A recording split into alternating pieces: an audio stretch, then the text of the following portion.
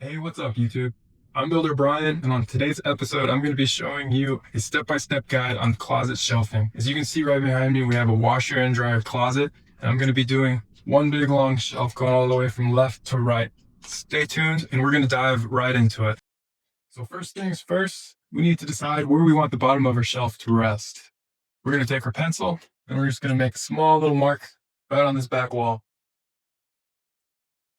Now, once we've determined where the bottom of our shelf will rest, we need to take our 4-foot level and go all the way across the back wall.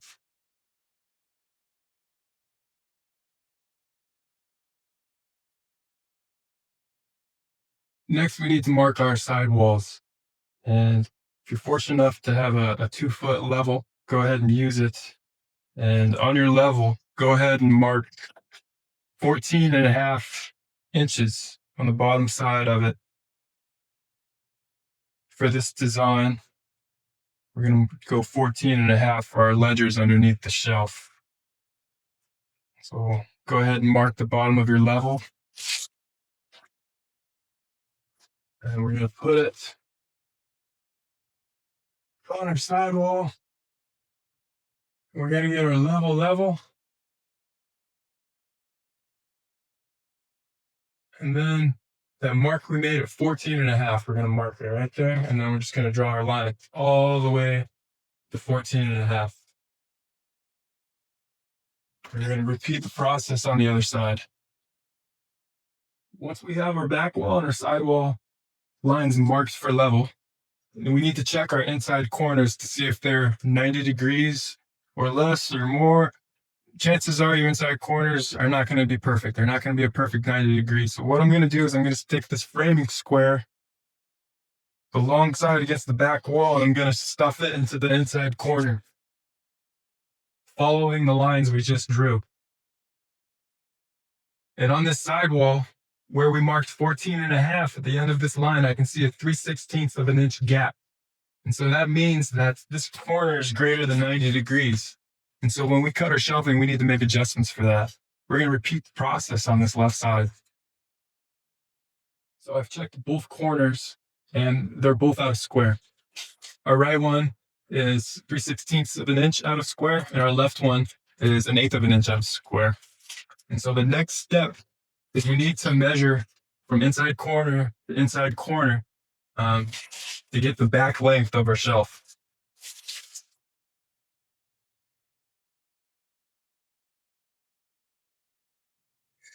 Okay, so we're about to cut our shelving. I brought the millimeter outside and set it on top of some scrap 2x4. And this is a really nice product. You can find it at any Home Depot store. It's got a back unfinished side, and the front is finished just like the top and the bottom. So the back is only one side that's not finished. And our inside corners were not square. And so what I've done here is I've pulled 62 inches and I made a mark right here at 62. And then I flipped my tape measure around and pulled 59 7/8 all the way to this mark. And you can see the lines that I've drawn on this painter's tape. And the reason behind the painter's tape is because when you're cutting this material with a skill saw, the finish will peel up. And we want this to be as professional as possible. So this will help us avoid that. And so from the mark to the right to the mark all the way to the left, we pulled 59 7/8 of an inch. And then for point of reference, we need to know square from this mark. And so we made that first mark. Pull away so you can see it. So this line is square. And remember, the sidewall was 14.5 inches. So we'll go 14 and a half, and we'll eyeball 3/16 of an inch, 3 tick marks on your measuring tape outside because we're 3/16 of an inch out. And so from our reference line, we'll go 3/16 of an inch out, and then we'll mark it. And we'll ignore our reference line, and we're going to cut this new line that we just made. And we're going to repeat the process on the other side. All right. We're about to cut this thing. And right now I switch sides. This is the front. And you want to start cutting from the front, because as I'm cutting this line, when we get to the last little bit, the weight of this scrap side is likely to pull down and it's going to snap a little bit. And when it does that, it's not going to be a clean break. It's going to be a little jagged, and we definitely do not want that jagged break on the front where we're going to see it. We want it in the back where we can hide it with some caulking. So we're going to cut from the front. Here we go.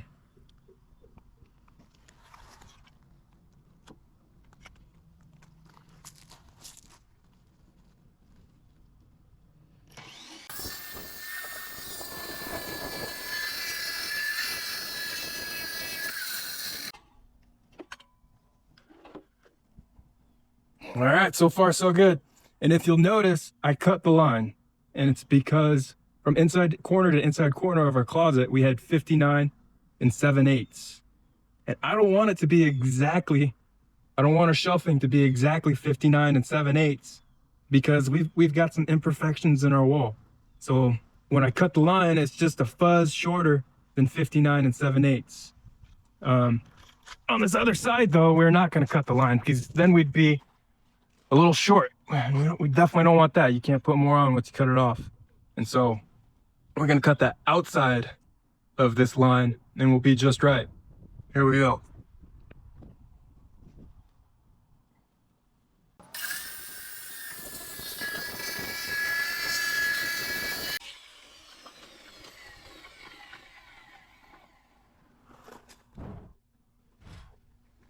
All right, we've got our cuts. Now we can peel our painter's tape off.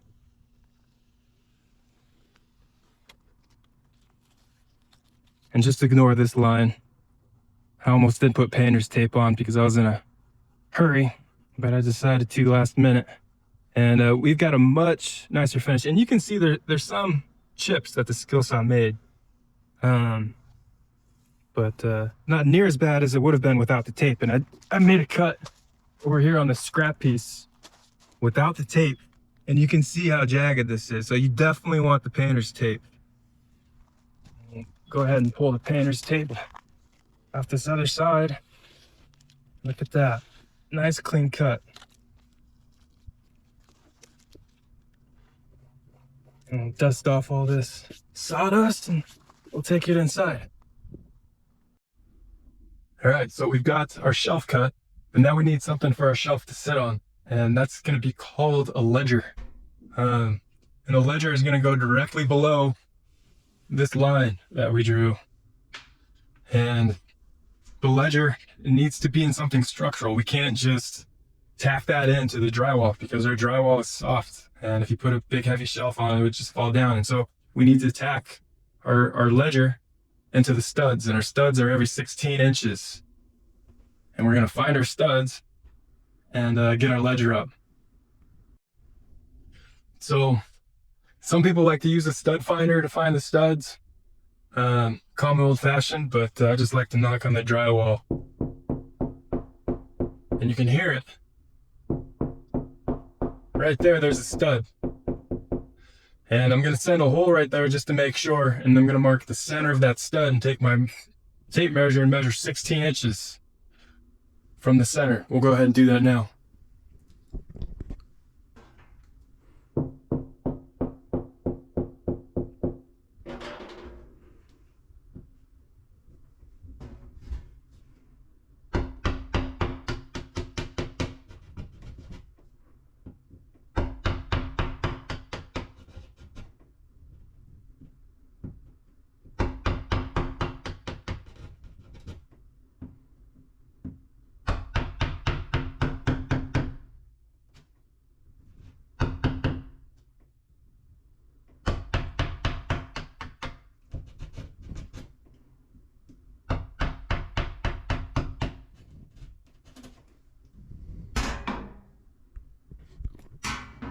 Okay, I'll put a few more holes in there than I would have liked to, but this all gets covered up by the ledger. You're never gonna see these holes.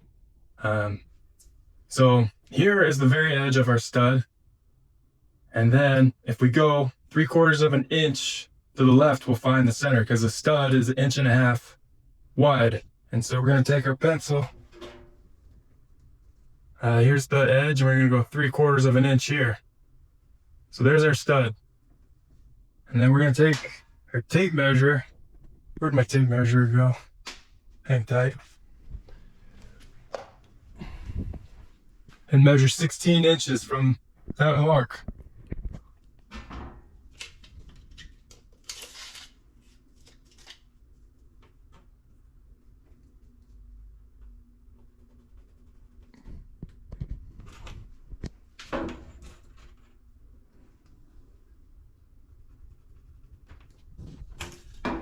Okay. So we got a stud there, we got a stud there, and we got a stud here. And I know because I've framed houses before that there is a stud in this inside corner. So we know we got something to nail to here on both sides. Also, on the opposing wall, we got a stud there in that corner.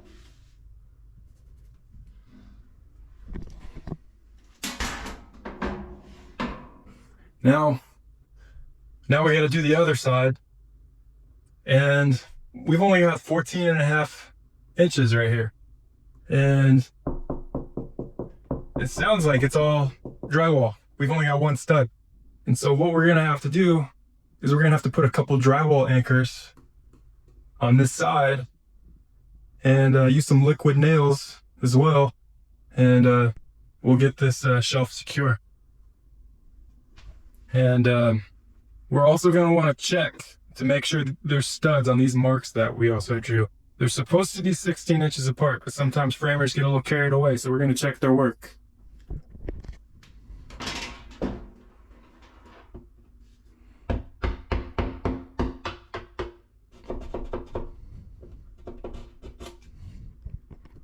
So I've got nothing there.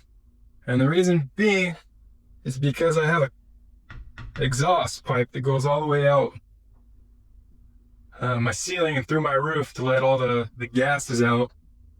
So this is a clean out here, and there's no stud. Let's test this other one.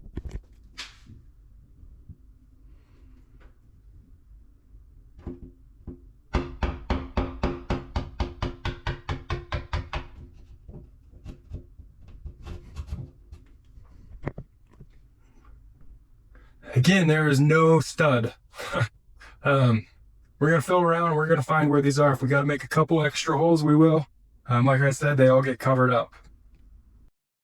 All right, so we've found our studs. I just had to poke 2 more holes over to the right, and we found the center. Like I said, framers aren't perfect, and they don't always do what they ought to do. But we found it, and we are ready to get this back ledger on. Let's get cracking. Alrighty, so I went ahead and cut my ledger board already.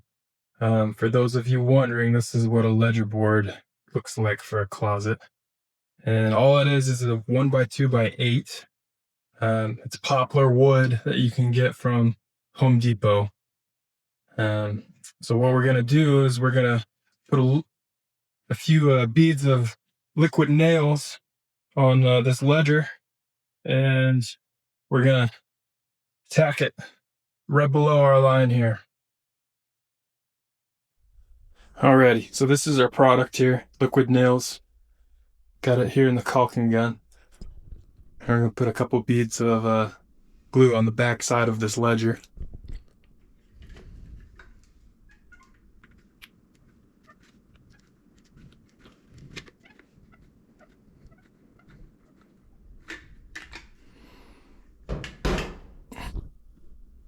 And then I'm gonna grab my finish gun that's hooked up to my air compressor, and we'll get this nailed on.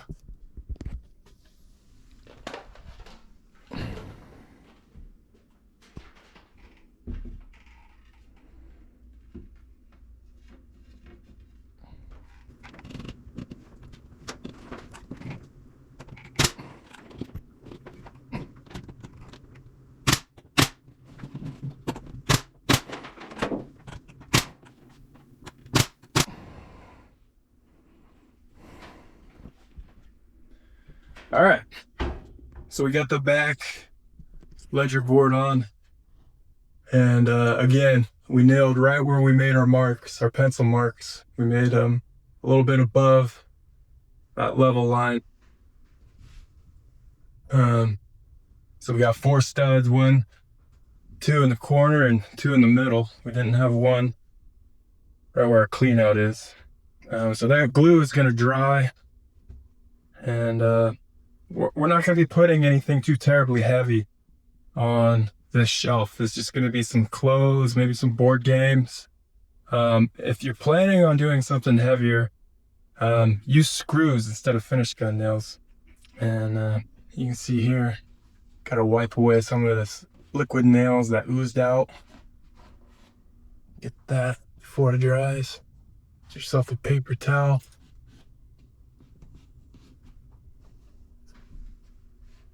And then next we're gonna put our side ledgers on. Here's our side ledger, and there are no studs here or at the end. There's no studs in the full length of this ledger, and so we got to get creative, and I'll show you guys. I'm gonna come over here, and I'm gonna drill this screw through the ledger in 3 spots, at 1 at each end and 1 in the middle. We'll go ahead and do that now.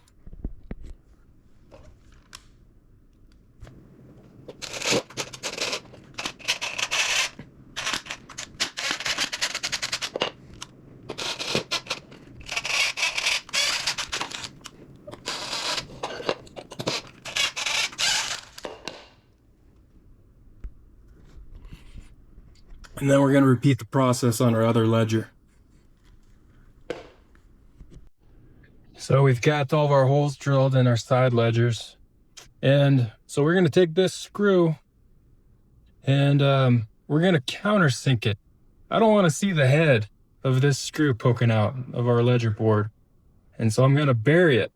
I'm going to take 3/8 drill bit, and I'm going to drill into the wood, about a little over 3/8 of an inch, because we have to be able to reach our wall anchor in the drywall, and these screws aren't too terribly long. And so we're going to drill more than halfway through this ledger board to hide our screw, and then we'll cover that hole up with caulking, and you'll never know.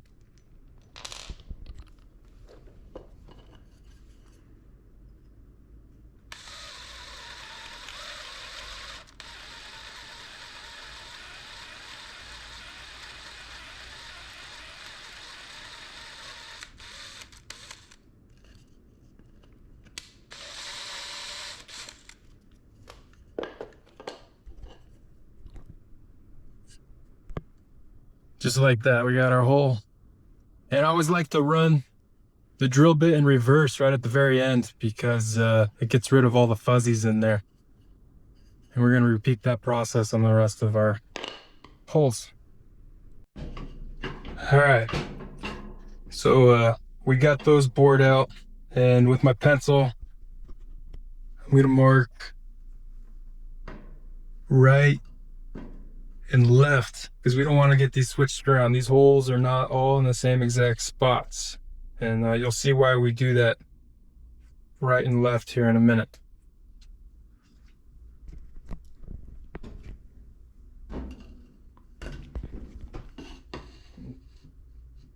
Place our ledger there, and we're going to get it flush with that back one. Just get it perfect, and then we're going to find our pencil mark and move it right up to it, and then we're going to drill into the drywall with the screw here.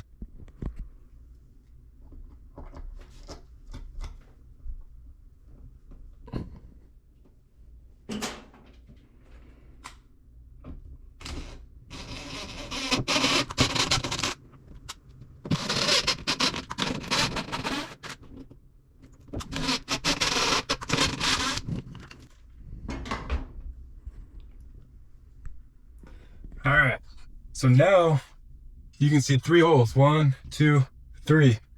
We're gonna take our drill bit. This drywall anchor calls for a 1/4 inch drill bit, and we're gonna send the 1/4 inch drill bit through those holes we just made and send this anchor in soon after.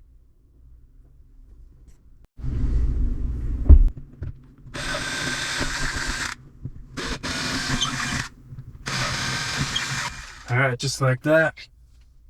I'm gonna take my impact and the anchor, and we're gonna sink it into the drywall.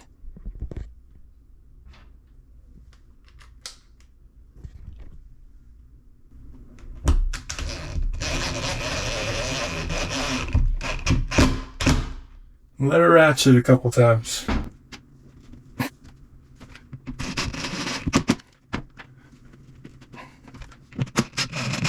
All right, so we got our anchors in the drywall. What we're gonna do next is we're gonna take our ledger and we're gonna get a little bit of liquid nails glue on the back of it.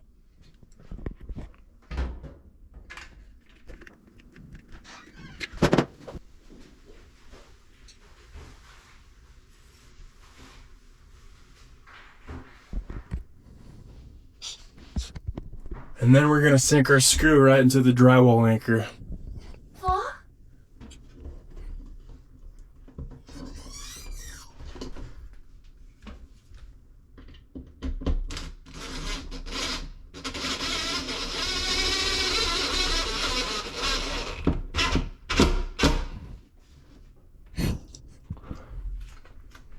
Just like that. We'll get the other 2. Get some more screws.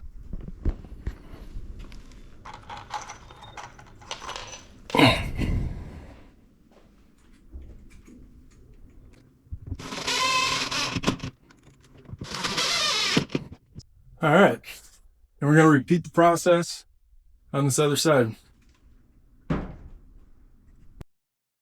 All right, so we got our ledger boards all the way up, secure. And now it's time for the moment of truth. See how our shelf fits.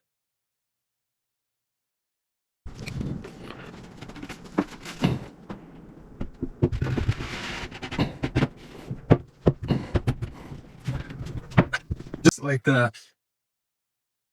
Snug as a bug. You can look on the sides. Not even a 1/16 of an inch. Our cuts are tight. And what we're gonna do next, we don't need many, but we're gonna put 1, 2 finish gun nails on the top, and we're gonna do the same thing on the side, and maybe 2 or 3 in the back ledger. I'm gonna go ahead and do that now.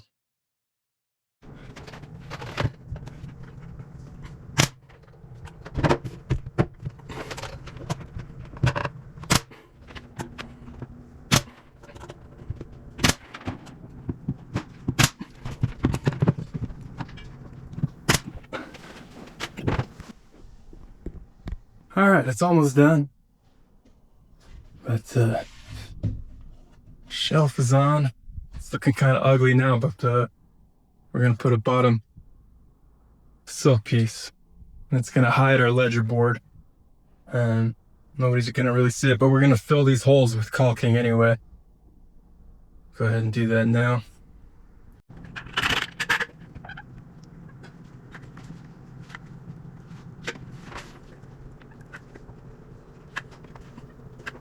Okay. Now instead of using our finger, we're gonna use a putty knife. And that just makes it so it's flush all the way across the surface.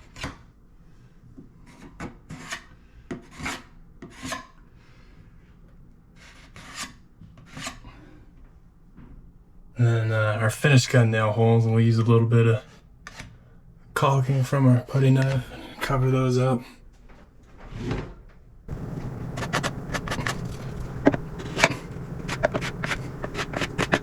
And just like that, there you have it. All right, almost done here. we've got our decorative piece of trim that we're about to put on, and I'll show you how that goes on right now.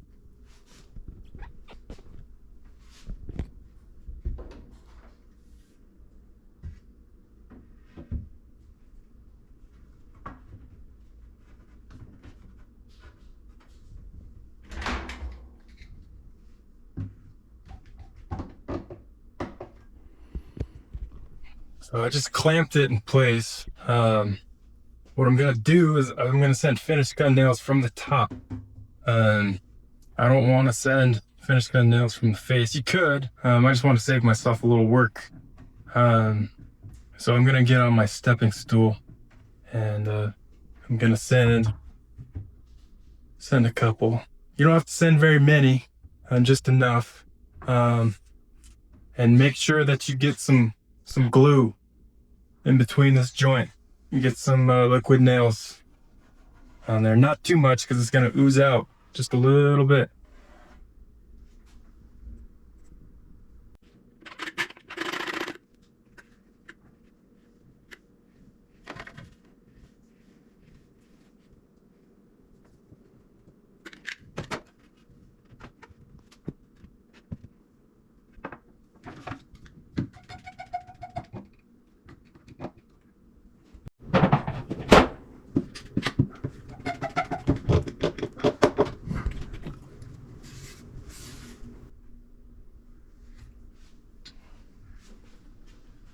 All right, I got this side tacked.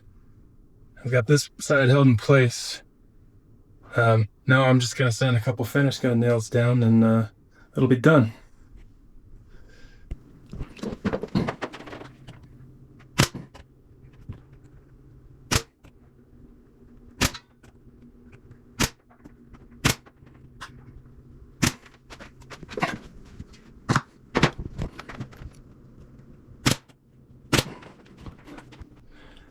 All right, there you have it, y'all. You got yourselves a closet shelf. Looks professional, looks good, and a little more storage for all your stuff. Hope you enjoyed this one. Stay tuned and subscribe if you want more content.